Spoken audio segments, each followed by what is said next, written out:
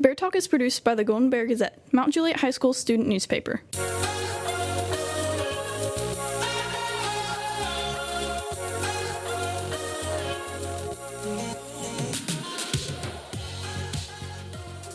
Hey everyone, I'm Bella Venema and welcome back to Bear Talk. We're happy to be back with another episode of your school news. On today's episode, host Morgan Monaco will interview our 2023 senior homecoming court. After this, our host Mallory Lawing is excited to launch our newest segment, FlixFix, where she reviews the latest and local trends in film. After this, I will be back with another segment of BearBeats. Now here's Morgan with the 2023 senior homecoming court. Hey everyone, I'm Morgan Monaco. I'm here with the class of 2024 senior homecoming court. Hi, I'm Ren Lindy. Hi, I'm Mercy Stratton. Hi, I'm Brooke Anderson. Hi, I'm Annalise Ryder. Hello, I'm Abby Scobie. It's great to be here with all of you. I was at the game on Friday. You all looked stunning. And personally, I feel like this is a great court. Have any of you ever been nominated before? Yes. That's awesome. So that was Abby, Mercy, and Brooke. Mm-hmm. How did everyone feel whenever you found out that your peers nominated you this year? Ren, do you want to go ahead and start? I guess I was just excited to get a pretty dress. Okay, mainly. Sorry. Okay, Mercy. I would say that I was excited and a little nervous because all those eyes would be on me, but it was fun. Yeah. Brooke. I'd say I felt very honored to represent my high school in the homecoming court, and I definitely was excited to definitely get a new dress and stuff like that. Annalise. I was very excited because I've wanted band queen for a very long time, and it was fun to actually get that. All right, and Abby. Just to second what Brooke said, it was such an honor for me, and I also want to say, this is something I've been dreaming about since, elementary school, and it felt like such an honor to be able to represent the senior class out of that night. And another question for Abby. How did you feel whenever you found out that you were nominated for Queen? Oh my goodness, it felt like electrifying almost, and it was just so surreal to look back on the photos because it almost felt like I just blacked out as soon as they said my name. I just did not even catch anything, whatever everyone was saying. My crown even fell off. I knocked my, oh my gosh, what's it called? My date? My escort's boutonniere off, and I look back on the videos and almost it just doesn't feel real because it was amazing. All right. What has been everyone's favorite memory from this year's homecoming? Ren, you can go ahead and start with that. Probably getting ready for it was exciting itself, just the build-up until I was going to, be there. The build-up was, exciting, getting to get there, and then taking pictures with all my friends was really exciting and all that. All right, and Mercy? I would say all of the pictures that everyone wanted to take with me and hearing everybody scream for me, scream my name, and everybody complimented me that night. I said so many thank yous. My mouth started to hurt, but it was fun. All right, and Brooke? I'd say getting ready was fun because I got to get ready with my friends, and then trying my best to not fall in the field with my escort because he tries to push me when we were walking. So I say having fun with my escort on homecoming night was probably my favorite. Annalise? Walking down the field was fun, but my escort was awesome all night, so I loved getting to spend time with him, and he was totally incredible, so he was lifting me up all night, and my favorite part was just hanging out and having a great time with one of my best friends. And finally, Abby. One of my favorite memories was actually just seeing. Actually, before homecoming actually started, we had a homecoming parade, and my dad somehow got his hands on a Corvette, and having people tell him to rev it was probably one of the best parts of the day. Awesome. And my last question is, what have all of you gained from this experience? Ren, you can go ahead and start. I think appreciation for like the school almost in a way, and like our student body, and it feels like a good, I don't know how to like word it. I feel like it brought me closer to the senior class itself, just to see everyone and like get to represent the senior class. And Mercy? I feel like I just gained a lot of memories from that night. Being with everybody, seeing how like happy everyone was, like see me in that pretty little dress, and like everybody just holding me and like taking pictures with me. I just think it was really fun. There was a lot of memories from that night. Brooke? I'd say what I've gained the most out of this year and junior year gaining homecoming is really feeling rewarded from my school and feeling like I represent very well Mount Joy High School, and also having appreciation for my high school, because putting homecoming and everything together takes a lot. So I'd say I really appreciate everyone who puts things together for Mount Joy High School, because without them, our school would be very boring, and I think that's what makes our school really cool. Yeah. All right, and Annalise? I gained an even bigger appreciation for how awesome and supportive all of my friends are. I feel like I couldn't go 5 seconds that night without being told how pretty I looked or how great I looked on the field, and just congratulating me. So it really made me realize that. All right, and finally, Abby? Honestly, Annalise took the words right out of my mouth. I definitely would like to second that. But it was also, like, I feel like I gained a new perspective on just, like, how, like, inviting and appreciative, like, everyone in our school is. Like, it just felt like throughout the night, like, everything just went perfectly because people cared so much. Not just about me, but, like, everyone on the court, about the school, and just bare pride. And it just felt really amazing to see all those people. All right, everyone, that is all I have for all of you. Thank you all for coming in to talk to me and answering all of my questions. Thank you. No problem. Hey there, I'm Mallory Lawing. Welcome to my segment, FlixFix. In this segment, I'll be discussing all things film. From reviews to local film news, I'll be talking about it all. So, unless you've been living under a rock, the Barbie movie has been all the rage recently, and director Greta Gerwig has been getting a lot of attention. With all this discussion, I've been inspired to revisit my favorite film directed by her, Lady Bird. In her debut as a director, Greta Gerwig manages to capture youth in such a fresh and unique way. The film is a coming-of-age A24 film focusing on a chaotic mother-daughter relationship. The main character, Christine, goes by the name Lady Bird in an attempt to create her own identity as a high school senior who lives in Sacramento. She is desperate to escape her lower-class roots and attend a pretentious East Coast college. The story begins when Lady Bird and her best friend, Julie, decide to join their school's drama club, where she develops a crush on a boy named Danny, who seems to have everything Lady Bird wants: a big pretty house, and a family that isn't constantly bickering. She believes that by getting close to Danny, she'll be one step closer to becoming cultured and escaping her family's poor financial situation.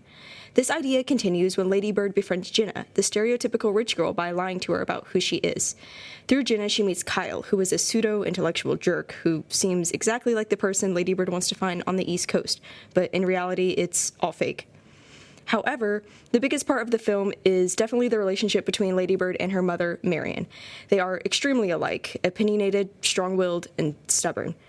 Lady Bird has a hard time recognizing the significance of all that her mother has done for her because she's so focused on getting out of Sacramento. In fact, it's not until she's at her dream New York college that she realizes how much love she has for her hometown and her mother. I won't spoil the ending, but I will say that I think it was the perfect note to end on. It leaves room for two paths: one in which Lady Bird and her mother heal their relationship, and one where they don't. There are two main messages of the film. One, that love is the same as attention, and two, that you should value what surrounds you. Both got me thinking about my own life and completely changed my perspective on the depths of love and my own tendency to think that life and culture are happening somewhere else. And even though there are a lot of cliches in the film, they're presented in a totally unpredictable way. There is never a dull moment, and I mean never. The characters are so three-dimensional and easy to love and empathize with. I think Greta Gerwig does a really good job writing characters that are relatable, flawed, and real. Adding on to that, I definitely appreciate all the choices made cinematically as well. For example, I love how the scenes are often very choppy and the dialogue is random. I think choosing to drop viewers into a conversation right in the middle of it adds to the level of realism and sheer awkwardness of being a teenager. For example, I love how the scenes are often very choppy and the dialogue is random. I think choosing to drop viewers into a conversation right in the middle of it adds to the level of realism and sheer awkwardness of being a teenager. The movie feels like a string of memories and a glimpse into Lady Bird's life, rather than a continuous plot. It feels very nostalgic and comforting, and this is partially thanks to the brilliant use of color by cinematographer Sam Levy, who I just adore. He's also worked with Greta Gerwig on Frances Ha, which is another incredible film, but that's besides the point. Another thing that made this movie so great is the actors. Saoirse Ronan and Laurie Metcalf specifically had amazing performances and captivated me from the beginning. Their on-screen mother-daughter relationship was painfully relatable and well done. Beanie Feldstein also really stood out to me as well, being the funniest part of the entire movie. The film really is an emotional roller coaster that I never wanted to get off of. It's apparent that a lot of work was done in pre-production in order to create that potent sense of nostalgia.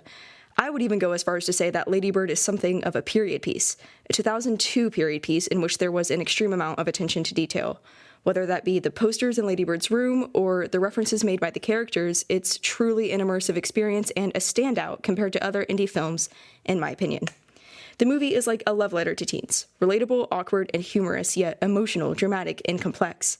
I think it's obvious that I definitely recommend this movie to anyone who is a fan of the coming-of-age genre, or really just anyone, because I think it's amazing, and I have so much love for this silly little movie. So yeah, definitely check it out. Especially if you liked Barbie and want to explore more of Gerwig's filmography, I think this would be a really good place to start. I think I've rambled on long enough, so I'm going to wrap it up. Thanks for tuning in. Till next time. Hey guys, Bella here again, and welcome back to BearBeats. I'm really excited to be back, so let's get into it. For this episode, I want to review an artist that leaned a little more towards what I typically listen to. So I headed over to @TheTowerNash on Instagram. Their bio describes them as a publishing and promotional company for live gigs, album/single releases, and more for Nashville collegiate-level artists. So basically, they're great for sourcing local artists and shows. The artist I chose for this episode is a band called Rosetta, a rock trio that recently debuted this year in Nashville. Its members include Luke Moran, their frontman, Anders Hansen, their guitarist, and Dylan Duffy, their drummer. They describe themselves as a unique sound that is a musically diverse take on rock and roll, mixing the sounds of blues rock, folk rock, progressive rock, and alternative music to create a sound that is entirely their own. In their description on Spotify, they explain how they place a high value on creating original music which holds their honest and genuine personal sound, describing how elements of nature, literature, and storytelling, and their own self-expression are infused into every song. They end this description by stating that their musical and thematic roots are laid in a collective belief in spreading love, peace, and preservation. So far, their discography really only includes their debut EP, Rosetta. They also released 2 singles, but they're both included on the EP, so it's not like any separate projects or anything. It's actually a little crazy how new of a band they are. When I say they recently debuted, I mean they literally released their debut EP on September 8th of this year, which, by the time this episode gets released, was only a couple weeks ago. Kinda crazy. Anyways, getting into the EP, Rosetta is 23 minutes long and comprised of 6 songs. Like last episode, I won't have time to touch on all of the songs in the EP, even though there's only a handful, so I'll only be sticking to those that really stuck out to me. Alongside this, I won't really be able to do a lyrical deep dive this time either, as there are no lyrics to look off of. I can kinda tell what they're saying, but if I'm gonna analyze it, I want it to be exact. So this episode is really just gonna be me saying what I like about the songs. To begin their EP, they start with a roughly 1 minute long, fully instrumental introduction, cleverly titled Introduction. Immediately I was hooked. They stay true to their values, creating a unique sound that is very reminiscent of rock, but also has some of their own sound mixed in. It's not very fast, but it's a very full sound, if that makes sense. There's a lot going on. However, they're able to make it all blend beautifully. Also, I read on their website that one of them plays the organ. I don't really know what the organ sounds like, but I think I heard it in there and in a few other songs. That's not really that important, I just think it's kinda cool. Anyways, from there, they blend the beginning of the track seamlessly into the next, slightly continuing the sound into their next song, Have You Heard? Even without knowing the lyrics, you can tell how much emotion they put into their music. Also, they make a very unique decision when singing the chorus. I'm not really sure how they do it, but they make it sound almost like they're singing underwater. I don't know, I think it's a really cool choice. Also, the guitar solo was so good. I always love the guitar solos in songs, and they're often my favorite part of the song, so obviously I loved it. I love their sound overall. Their unique spin on rock is so interesting and very fun to listen to. Overall, great song. Alright, the last song I'm really going to touch on is probably their most rocky and upbeat song in the EP, Lost My Mind. Again, they have this filter on their singer's sound that really makes it their own. I mean, I know they're not the first people ever to do this, but it still sounds cool. Like I said before, this song is really upbeat, probably the fastest out of the whole album. Also, the chorus is so good. They sing, I think I lost my mind, but where's yours? It's just a matter of time before and then a little guitar riff, and it's literally perfect. It cuts off and it's just great. I love it so much. I wish I could analyze it a little bit more, but sadly, I'm not that musically trained, so this is about as much as I know about the technical side of music. To end their EP, they finish with a slower, folkier track, I Shall Be Released. Their vocals are much different and much clearer, and their overall sound is slightly different. You can really hear the folk inspiration in this track. I think ending this EP on a slower note is a great idea, and it really helps tie the whole EP together. It kind of makes everything feel complete, you know? Overall, I think Rosetta is a great band. I love their debut, and I can't wait to see where they go in the future. If you want to keep up with them as well, you can find them on Instagram at Rosetta the Band, or listen to them on Spotify, Apple Music, YouTube, iTunes, and Deezer. I really don't know what that is, but it's in their link tree, so I guess it works. I've also included their EP in our playlist that's linked in our bio of our Instagram at MJ_BearTalk. Anyways, that's all I've got. Thanks for listening. Now for some announcements. Before we catch you on our next episode, please follow our Instagram at MJ_BearTalk. If you'd like to leave a news tip, please drop it in our drop box right outside B118. Now here's a few announcements. The Golden Bear Theater Department will be performing their annual Night of Shorts tonight, Wednesday, September 20th at 6:30 p.m. Tickets are on sale at gofan.com. This past Friday, MJHS celebrated their yearly homecoming with a spirit dress-down week, a homecoming parade, a pep rally, and a big Golden Bear football win. Congratulations to Abby Scobie for being crowned homecoming queen. This week is College Application Week. Seniors will get a chance to meet with college representatives from different schools throughout the week. FFA's Ag Day will be Friday, September 29th. Underclass makeup portraits, senior makeup IDs, and club pictures will be Thursday, September 21st. The MJHS hockey team would like to invite you to their Spirit Night at Burger Republic in Providence tonight, Wednesday, September 20th, from 3 to 9 p.m. Also, all of their games are free to attend if you'd like to come and support our players. Girls Soccer Senior Night is at home tomorrow night, Thursday, September 21st. JV starts at 5 p.m. and varsity starts at 7. Our next football game will be Friday, September 22nd at Wilson Central High School. Volleyball will have home games on the 21st, the 26th, and their senior night, the 28th. That's all we have for you today. Stay classy, MJ, and have a very great day.